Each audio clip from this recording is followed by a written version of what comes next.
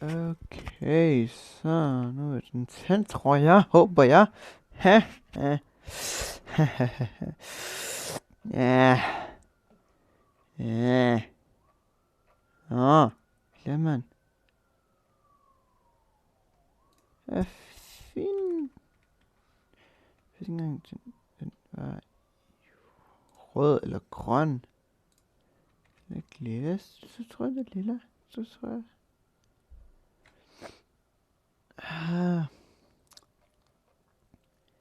Helt ærligt, mand. Ændrer man på en Nu kommer op i ben. Okay.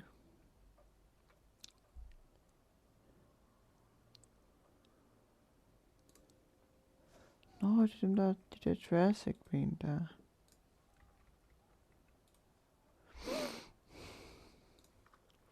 Hvad er det for nogle ben? Okay. Præcis, ben, jeg aner det ikke. Lad mig bare håbe, Okay.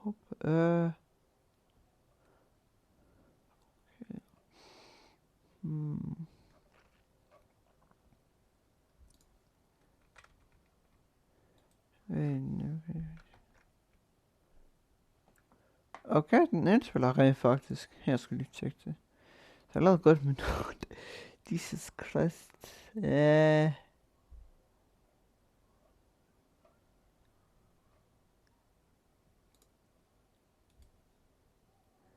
Helt ærligt, mand. Jeg vil gerne finde de der Griffin, jeg ledte efter.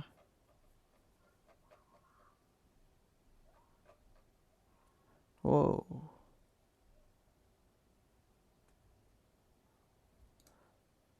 Okay. Man får lægge på dem, nå. Scottish. Det er en god en, det er en velkommen. God damn!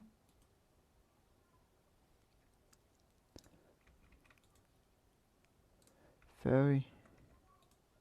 Ha! Furry. Oh my god, bro.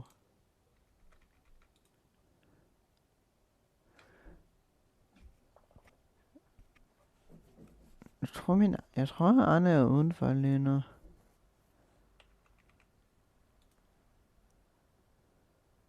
Nå, den var ikke udenfor alligevel. Ha, ha, ha, ha, ha, ha. Hvad er det for mærkeligt pis, mærkeligt.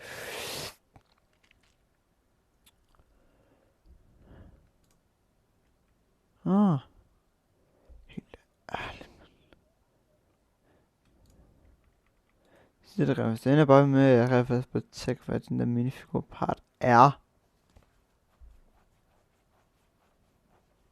Hvad de der parts hedder.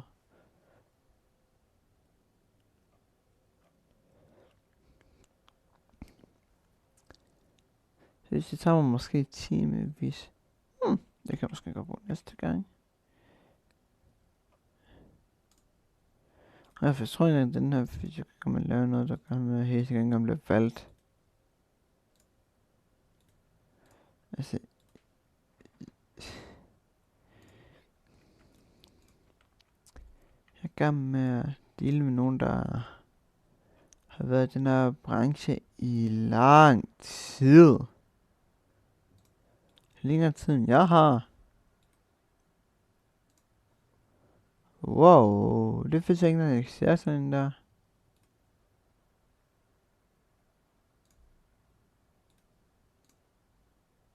Jeg forstår ikke forskellen. Jeg ved ikke, hvad det der er. Arms / leg alien. Nå.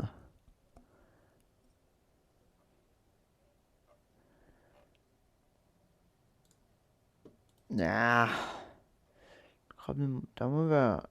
Det er lidt kroppe, sådan armene er på kroppen egentlig. Det må det jo være. Håber jeg, mand. Jeg håber jeg virkelig meget, der er.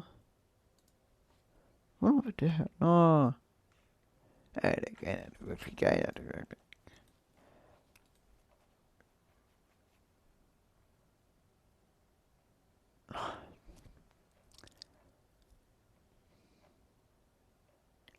Jeg vidste det. Nå, okay. Okay.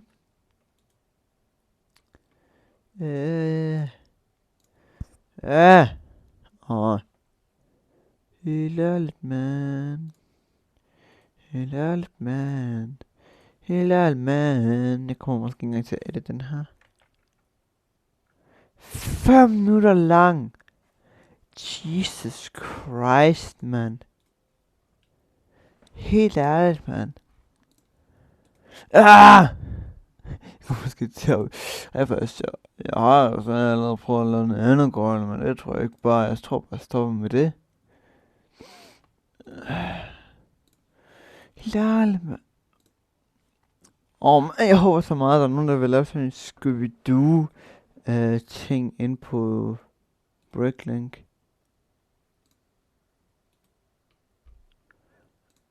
Og det jeg gerne vil sætte op til. Og se, hvis jeg kommer bare til at få med det meste. Ved du hvad, jeg tror jeg går efter 2 votes. Ja, jeg går efter 2 votes.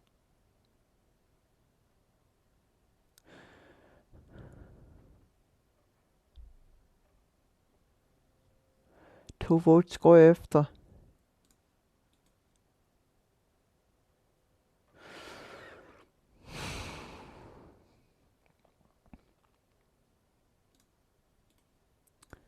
Nå, julemand.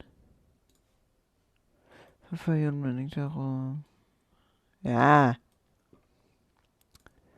Okay, det er meget fandt jeg stadig med lige at finde ud af det her.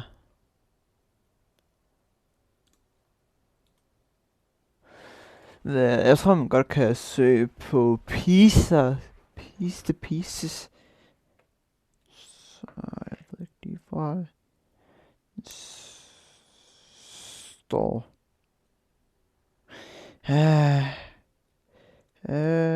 Klodsen er metallic. Nu skal jeg kigge igennem den næsten dem alle sammen.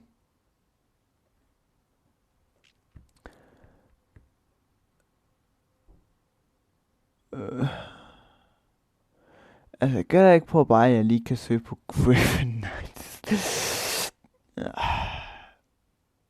Nej, det tror jeg ikke, jeg kan.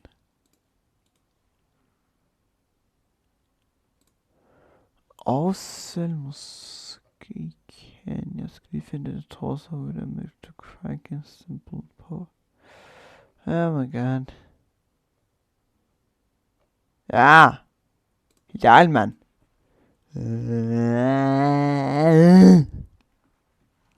Det kan godt være, at jeg bare laver mig nogle cuts. Nej.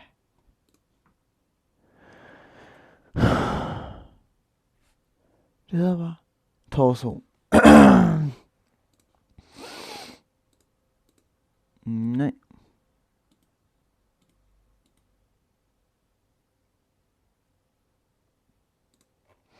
Ah! Det kan godt være, at jeg bare er med at lave en content til finder The Griffin Knight. Helt sikkert. Det gør jeg helt sikkert. Helt ærligt, mand. Hvorfor skal det være så svært, altså? Det er bare torso ting.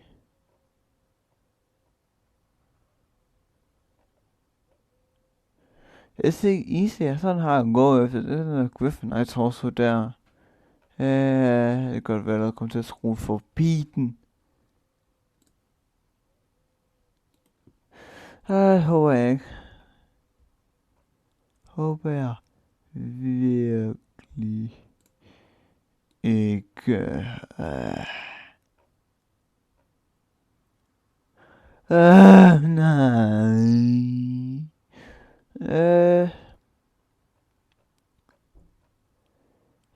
Jeg ved ikke, hvor de der...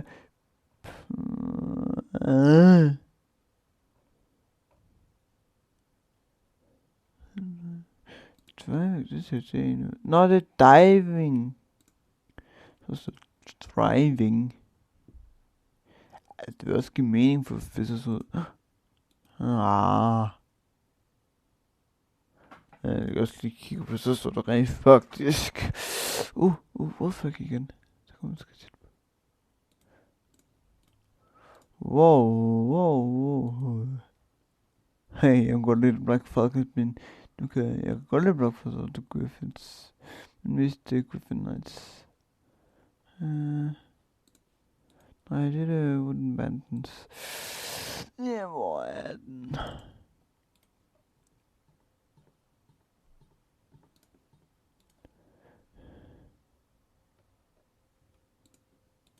Den er en plain torso.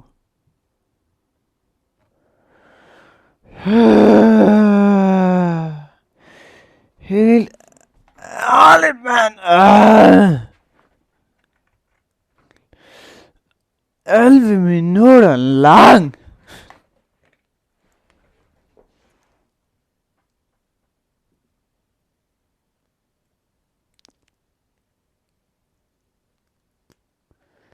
Hvor står pigenavnet henne?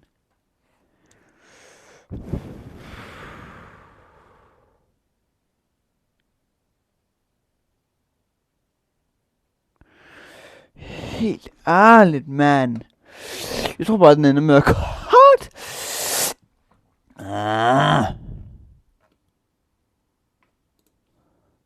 Hvad skal Fitch bare lige vælge?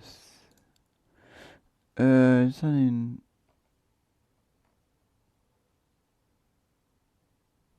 Noget metallic.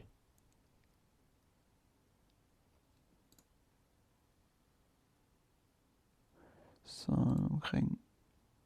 Det. Jeg tror... Finde dem, der havde det slags torso. Men nej. Ja, måske gør det måske lidt nemmere nu.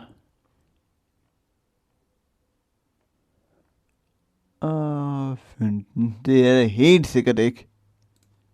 Helt sikkert ikke, mand. Helt sikkert meget værre nu.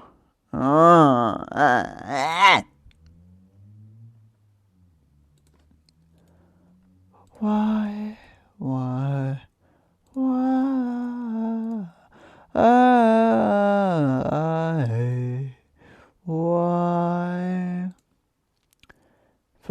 Hvad finder vi det for en torso? Why?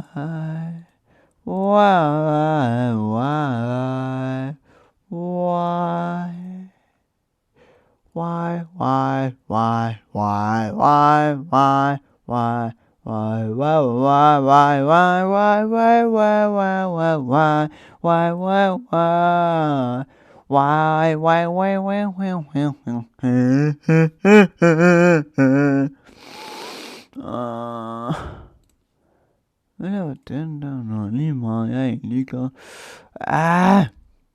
Oh my god. Oh my god.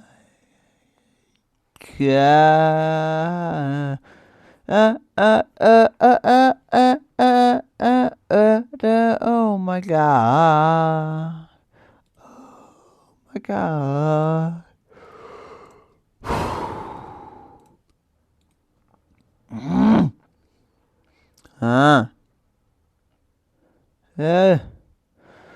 Hvor er den henne?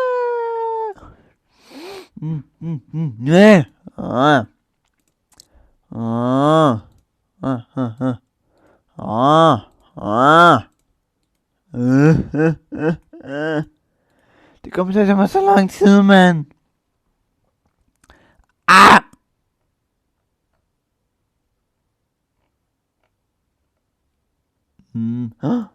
Nej, det har jeg kigget på.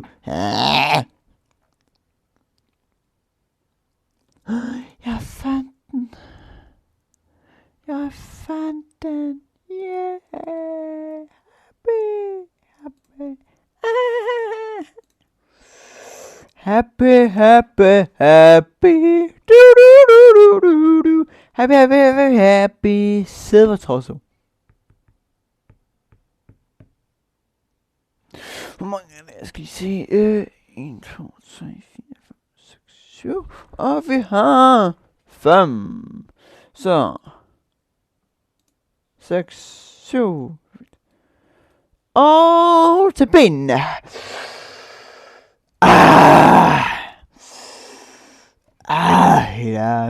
Helt ærligt, man. Jeg tror også, at jeg kommer til at cutte en del af det her ud.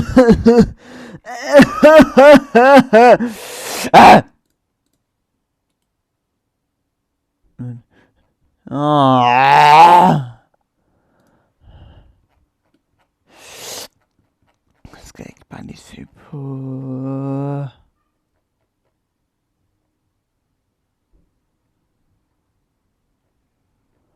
Lidt op, lidt ned, en del ned.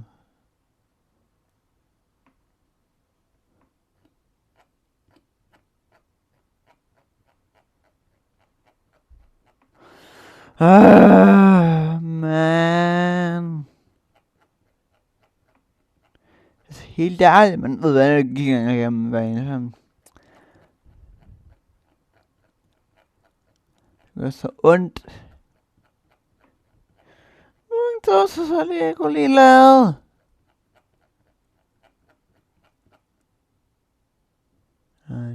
Stille, stille, stille, stille.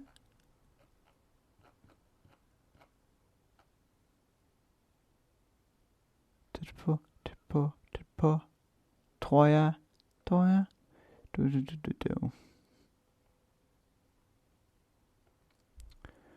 Tror det er.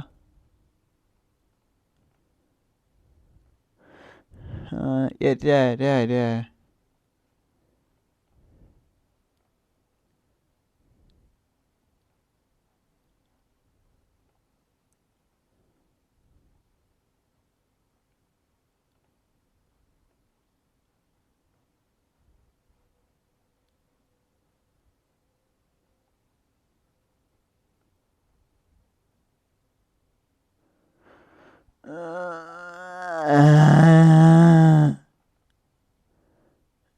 Jeg ved ikke, om det er ja, okay.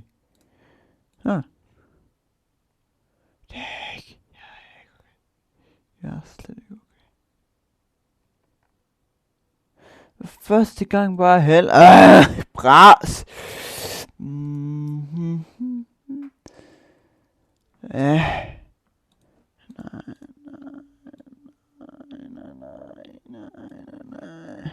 Silver.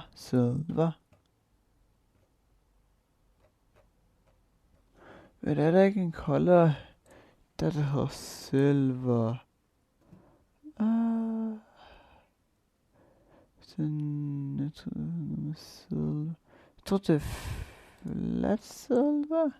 Tak.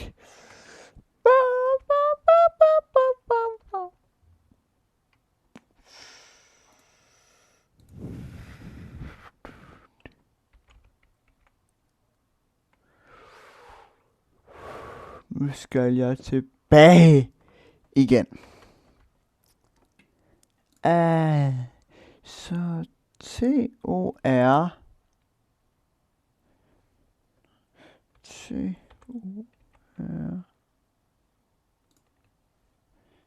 T-O. Bam.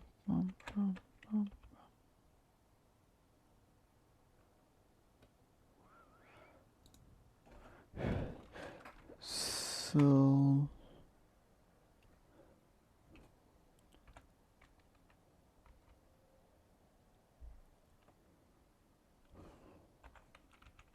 Silver.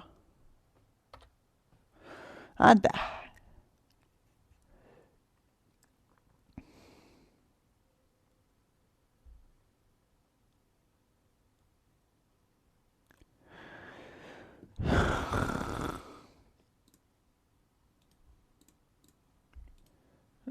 Men hvad? Jeg trykker på Torso Silver.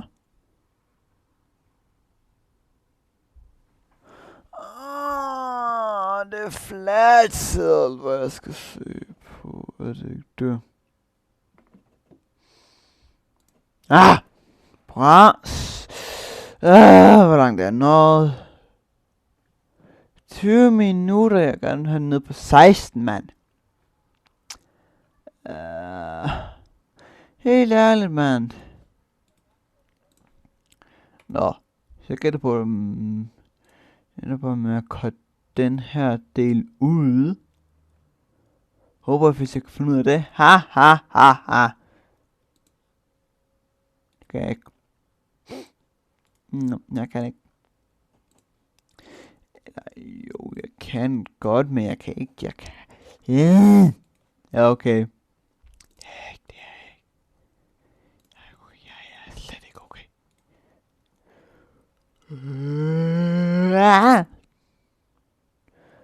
Hvorfor?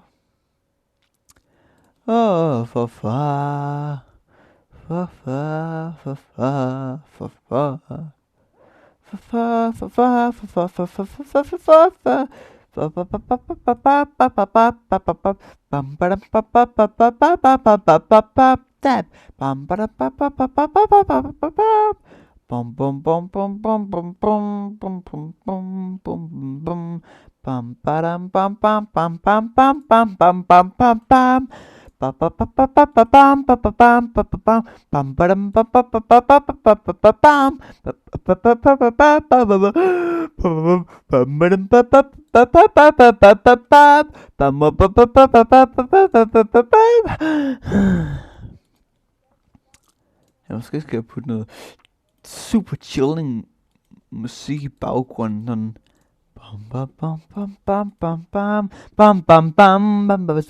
Stille.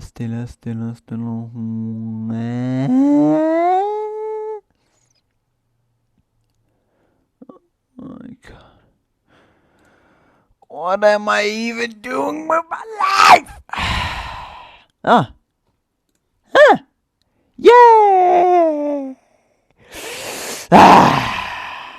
Det var ikke det, jeg ledte efter, så Lex.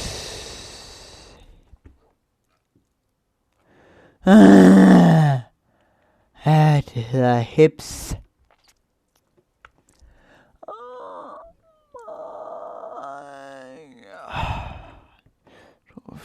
Jeg håber, der er Lex hjælper. Håber jeg. For jeg tror noget.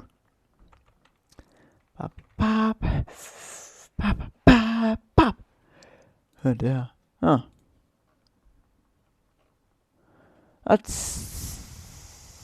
Jeg tror bare, jeg skriver hips i stedet for. God. And legs. Ja, okay, Rune. Man skal altid være positiv. Det skal man ikke. Det skal man ikke. Ikke altid. Ikke altid. Ikke altid. Ikke altid. Ikke altid. Ikke altid. Jeg er ligeglad, hvis folk synes, jeg taler for meget. Det gør jeg rent faktisk, og I kan ikke gøre noget ved det. Hahaha.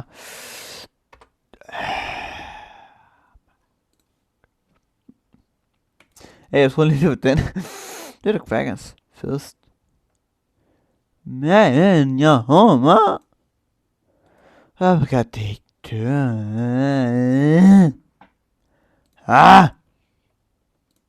Bras. Yeah! Nu kan jeg korte resten ud, indtil jeg finder det her. Alle dem, jeg skal bruge. Yes, sir! Let's go. Jeg tror bare, jeg vil cutte det hele ud, når jeg finder ud af, hvordan man cutter. Cut! Bare så. Jeg tror bare, jeg stopper recording nu egentlig. Hvorfor stop?